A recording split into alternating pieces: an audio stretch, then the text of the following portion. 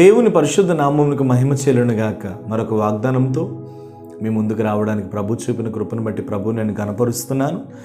ఈ దినమందు దేవుడు మనకి ఇస్తున్న వాగ్దానం యెహోషువ గ్రంథం 24వ అధ్యాయం 15వ వాక్యాన్ని ప్రభు మనకు వాగ్దానం ఇస్తున్నారు. నేనును నా ఇంటి వారును యెహోవాను సేవించెదము అనేను. దేవునికి స్తోత్రం. నేనును నా ఇంటి వారును యెహోవాను సేవించెదము. ఎలా ఉన్నారు? మీ భర్త ఎలా ఉన్నారు? మీ భార్య ఎలా ఉన్నారు? మీ పిల్లలు ఎలా ఉన్నారు? మీ కుటుంబం ఎలా ఉంది? చాలామంది నాతో ఏం చెప్తున్నారు అని అంటే, మా బిడ్డలు మా మాట వినటం లేదు డాడీ, నా భర్త డాడీ నన్ను ప్రేమించటం లేదు డాడీ, నా భార్య నన్ను పట్టించుకోవటం లేదు డాడీ అని చాలామంది నాతో చెప్తూ ఉంటారు. కానీ ఒక విషయాన్ని మీరు గుర్తుపెట్టుకోండి, ఎవరు మీ పట్ల ఎలా ప్రవర్తించినా సరే మీ కుటుంబాన్ని మాత్రం దేవుడు ఐక్యపరచబోతున్నాడు. దేవునికి స్తోత్రం. నేనును నా ఇంటి వారును సేవించదం అని అంటున్నాడంటే మీరు అర్థం చేసుకోవాలి, అతి త్వరలోనే మీ కుటుంబం మధ్యలో ఐక్యపరిచే ఆత్మ దిగి రాబోతుంది. ఒక ఐక్యతను దేవుడు స్థిరపరచబోతున్నాడు. ఐక్యతను మీ జీవితంలో దేవుడు స్థాపించబోతున్నాడు. భర్తగా, భార్యగా, పిల్లలుగా మీరందరూ కలిసి దేవుణ్ణి సేవించే దినం అతి దగ్గరలోనే ఉంది. దేవునికి స్తోత్రం. బైబిల్లో కొర్నేలి అని ఒక వ్యక్తి ఉన్నాడు. ఆ వ్యక్తి 100 మందికి అధిపతిగా ఉన్నాడు. చాలా ఆస్తిపరుడు, చాలా మంచి వ్యక్తి, ఉన్నతమైన స్థాయిలో ఉన్న వ్యక్తి. కానీ ఆయన ఏమని సాక్ష్యం ఇస్తున్నాడంటే, నేనును నా ఇంటి వారిని ప్రతినిత్యం దేవుణ్ణి సేవిస్తున్నామంటున్నాడు. ప్రభువుని మా ఇంటి వారు అందరము కలిసి మేము ఆరాధన చేస్తున్నాము అంటున్నాడు. ఈ ఆశ నీకుందా? నీకు ఆశ ఉందా నా ఇంటి వారు అందరూ దేవుణ్ణి ఆరాధించాలని? నీకు ఆశ ఉందా నా పిల్లలు నాతో కలిసి దేవుణ్ణి ఆరాధించాలని? ఓ తల్లి, ఒకవేళ నీ కొడుకు మారలేదని నువ్వు వేదన పడుతున్నావా? నీ కూతురు మారలేదని నువ్వు వేదన పడుతున్నావా? నీ పిల్లలు మారలేదని నువ్వు వేదన పడుతున్నావా? నీ కుటుంబంలో సమస్యలు పోలేదని నువ్వు వేదన పడుతున్నావా?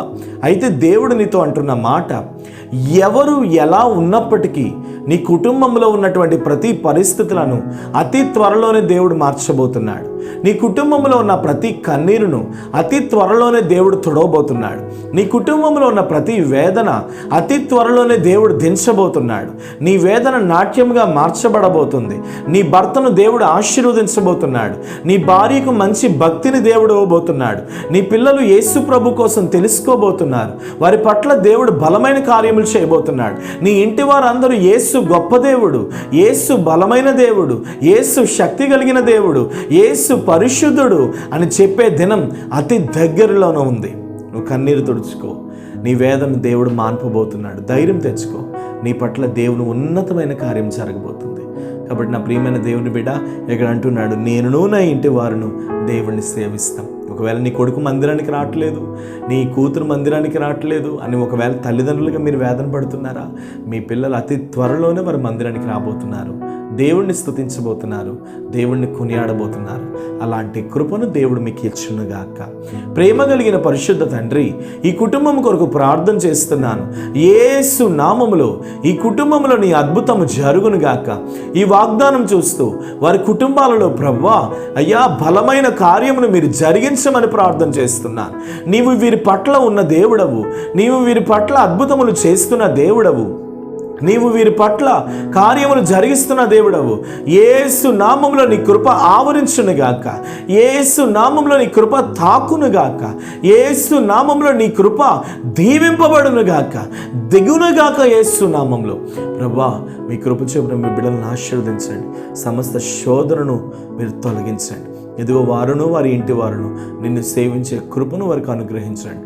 అతి త్వరలో నీ అద్భుతం చూచినట్లుగా కృపను మనం ప్రార్థిస్తూ యేసు నామమున నీ ప్రార్థన అడుగుచున్నాను తండ్రి. ఆమేన్. God bless you. నిశ్చయంగా ప్రభు కృప మీతో ఉంది. అనేకులకి ఈ వాగ్దానం షేర్ చేయండి. మీ పట్ల దేవుని కార్యం జరగబోతుంది. మీరు ఎవరికైనా అవసరం ఉంటే కాంటాక్ట్ చేయండి. ఖచ్చితంగా మీ కొరకు మేము ప్రార్థన చేస్తాం. Praise the Lord, praise the lord.